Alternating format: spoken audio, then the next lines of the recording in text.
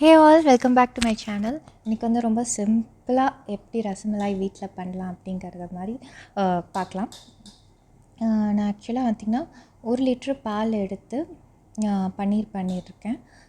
பன்னீர் எப்படி பண்ணணும் ரொம்ப டீட்டெயில்டாக வந்து நான் வந்து ஆல்ரெடி வந்து பன்னீர் ஜாமுன் பண்ணும்போது வீடியோவில் வந்து சொல்லியிருக்கேன். பன்னீர் ஜாமுனுக்கும் ரசகுல்லாவுக்கும் பெரிய டிஃப்ரென்ஸ் கிடையாது. அது எல்லாமே வந்து நான் பன்னீர் ஜாமுன் வீடியோவில் நல்லாவே எக்ஸ்பிளைன் பண்ணியிருக்கேன். நான் அந்த வீடியோ டிஸ்கிரிப்ஷன் பாக்ஸில் இருக்கும், நீங்கள் பார்த்துக்கலாம். ஸோ 1 லிட்டருக்கு கொஞ்சம் கூடமான பாலில் வந்து நான் பன்னீர் பண்ணிக்கிறேன். ஃபஸ்ட்டு வினிகர் யூஸ் பண்ணி தான் நான் பன்னீர் பண்ணியிருக்கேன். வினிகர் இல்லைனா லெமன் இல்லைனா வந்து சிட்ரிக் ஆசிட்னு தனியாக விற்குது இல்லையா, அது கூட யூஸ் பண்ணி நீங்கள் பன்னீர் பண்ணலாம்.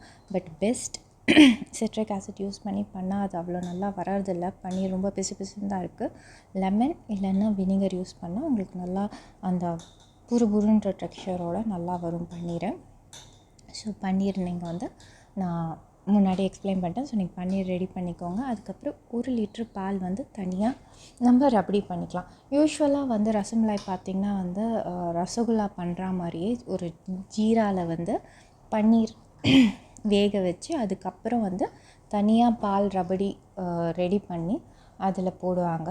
பட் நம்ம வெறும் ரசகுல்லாவும் பண்ணி ரசமலாயும் பண்ணணுங்கும் போது நீங்கள் ரசகுல்லா பண்ணும் போதே ரசமலாய் ஷேப், அதாவது கொஞ்சம் தட்டையாக இருக்கும் இல்லையா, அந்த ஷேப்பில் பண்ணி நீங்கள் ஜீராவில் கொதிக்க வச்சு தனியாக ரபடி பண்ணி நீங்கள் எடுத்து போட்டுக்கலாம். பட் வெறும் ரசமலாயே நம்ம பண்ணணும் எல்லா குவான்டிட்டியும் அப்படின்னு நினச்சிங்கன்னா வந்து அந்த ஜீரா வந்து வேஸ்ட் ஆகிடும். ஸோ அந்த ப்ராசஸ் தேவையில்லை. டைரெக்டாகவே இந்த பன்னீர் வந்து பால்லையும் வேக வைக்கலாம்.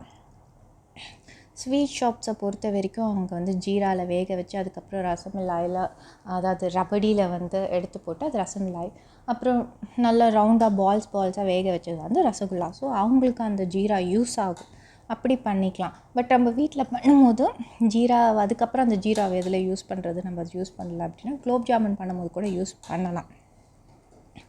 இல்லை வெறும் ரசமலாய் தான் நான் பண்ணணும் அப்படின்னு நினைக்கும் போது நீங்கள் அந்த ஜீரா மாதிரி தனியாக கொதிக்க வச்சு அதை எடுத்து அதுக்கப்புறம் நீங்கள் ரபடி பண்ணி போட்டிங்கன்னா ஜீரா வேஸ்ட் ஆகிடும்.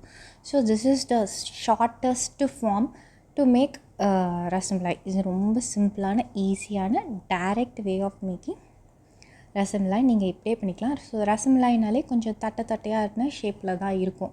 ரசகுல்லானா இதே தான், இதை வந்து நம்ம பால்ஸாக உருண்டை பிடிப்போம் இல்லையா. நீங்கள் வந்து ரசமலாய்க்கு தட்டையான ஷேப்பில் இந்த மாதிரி ஃபஸ்ட்டு எல்லாத்தையும் ரெடி பண்ணி வச்சுக்கோங்க. அதுக்கப்புறம் 1 லிட்ரு பால், காய்ச்சின 1 லிட்ரு பால் எடுத்து அது ரொம்ப சுண்ட விட வேண்டாம், அது கொதிச்சிட்ருக்கட்டும். அதில் நீங்கள் இதை ஆட் பண்ணி டைரெக்டாக பால்லே வந்து நீங்கள் வேக வைக்கலாம். நீங்கள் காய்ச்சின பால் எடுத்து பன்னீர் வேக வைக்கிற பாத்திரம் வந்து நல்ல அடிகனமான பாத்திரமாகவோ இல்லைன்னா நான்ஸ்டிக் பேனாவோ இருக்கிற மாதிரி எடுத்துக்கோங்க. ஏன்னா நம்ம பால்லே பன்னீர் வேக வைக்கும் போது ஒரு 10 நிமிஷம் 15 நிமிஷம் ஆகும். நம்ம அதை ஜீராவில் கொதிக்க வைக்கிறோம்னா அந்த பொங்கி ஊற்றும், கீழே அடி பிடிக்குங்கிற பிரச்சனையே கிடையாது. அதனால தான் அந்த ஜீராவில் வேக வச்சு அதுக்கப்புறம் ரபடி பண்ணி தனியாக போடுவாங்க. பட் பால்லையே நம்ம வேக வைக்கும் போது ரொம்ப டேஸ்டியாக இருக்கும். இதை நான் டெஸ்ட் அண்ட் ட்ரை நிறைய வாட்டி பண்ணது தான் ரசமலாய் எங்கள் வீட்டில். நீங்கள் பால்லையே வேக வைக்கும் போது இந்த மாதிரி சின்ன சின்ன விஷயத்தில் நீங்கள் கான்ஷியஸாக இருந்தால் நீங்கள் டேரெக்டாக பால்லையே வேக வச்சுக்கலாம். தனியாக சக்கரை போட்டு தண்ணி ஜீராவில் வேக வச்சு அதுக்கப்புறம் தூக்கி ரபடி பண்ணி போடணுன்ற அவசியம் கிடையாது. இப்போ நான் 1 லிட்ரு பால் நான் நான்ஸ்டிக் பேனில் தான் எடுத்திருக்கேன். 1 கப் சுகர்.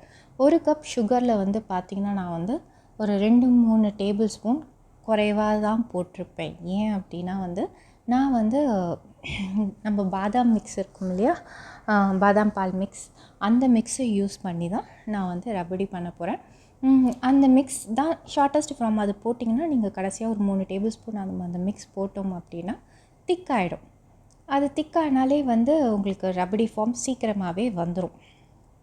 அந்த திக்கான பால் ஃபார்ம் உங்களுக்கு கிடச்சிரும். அதுக்காக தான் அதை யூஸ் பண்ணுறது.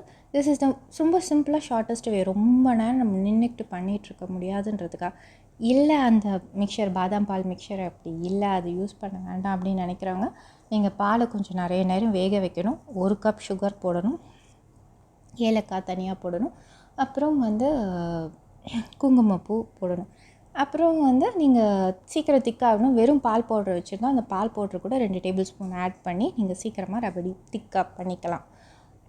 இதெல்லாம் இல்லாமல் ஒரே பவுடராக போடணும் அப்படின்னா நீங்கள் அந்த பாதாம் பால் மிக்சர் நீங்கள் எந்த பிராண்டில் வேணால் வாங்கி வச்சுக்கலாம். ஒரு 3 டேபிள் ஸ்பூன் அதை ஆட் பண்ணிங்கன்னா கரெக்டாக இருக்கும்.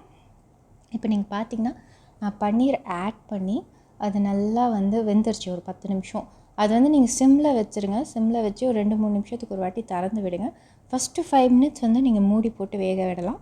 அதுக்கப்புறம் பார்த்திங்கன்னா வந்து திறந்து வச்சு ஒரு 2-3 நிமிஷத்துக்கு நீங்கள் வந்து கிளறி விட்டுட்டு இருந்தீங்கன்னா அது பாட்டு வெந்துட்டுருக்கும். ஒன்றும் பிரச்சனையே இருக்காது. கீழெல்லாம் பொங்கி ஊற்றாது. பொங்குதா இல்லையான்னு பார்த்துக்கோங்க. கண்டிப்பாக கொஞ்சம் நேரத்துக்கு விட்டுட்டிங்கன்னா பொங்கும். திருப்பி நீங்கள் வந்து திருப்பி கிளறி விட்டிங்கன்னா பொங்காது. நீங்கள் வந்து ஒரு 10-12 நிமிஷம் 15 நிமிஷத்துக்குள்ளே தான் ஆகும். பார்த்திங்கன்னா நல்லா வெந்துடும். பன்னீர் வந்து நல்லா மேலே மிதக்க ஆரம்பிச்சிடும், வெந்துடும்.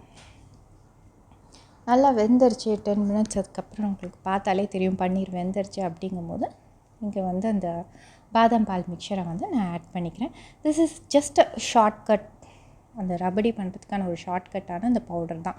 அதில் பால் பவுடர் இருக்கும், சுகர் இருக்கும், குங்குமப்பூவோட வாசம், ஃப்ளேவர், கலர் எல்லாமே இருக்கும், ஏலக்காய் பொடியும் இருக்கும். இதெல்லாம் தனித்தனியாக போடுறதுக்கு பதிலாக நான் பொடி போடுறேன். Just to make it quick. இப்போ தீபாவளிக்கு நீங்கள் நிறையா ஸ்வீட்ஸ் பண்ணும்போது this is one of the sweet. அப்படி பண்ணும்போது உங்களுக்கு இது சீக்கிரமாக முடிகிறதுக்கான ஒரு வழி தான். ப்ளஸ் அந்த பவுடர் வாங்கி வச்சுருந்தாலும் அதுக்கப்புறமும் பாலில் கலந்து குடிக்கிறது தான் குழந்தைங்களுக்கு கண்டிப்பாக யூஸ் ஆகும். அண்ட் இந்த பவுடரை வச்சு நம்ம நிறைய ஸ்வீட்ஸ் பண்ணுறதுக்கும் யூஸ் ஆகும். ஸோ நான் போட்டுட்டேன். எனக்கு இதில் கலர் எல்லோ கலர் வந்துருச்சு. இது கேமராவில் உங்களுக்கு தெரியல.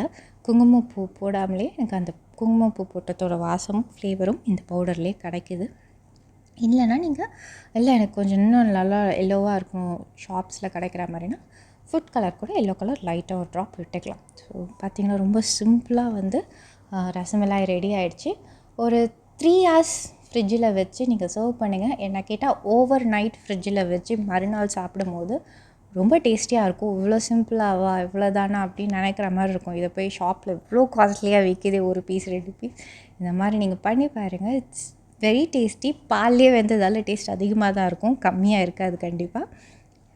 ரசமலாய் பிடிக்குங்கிறங்க கண்டிப்பாக இந்த தீபாவளிக்கு இதை ட்ரை பண்ணி பாருங்கள். தேங்க்யூ ஃபார் வாட்சிங்.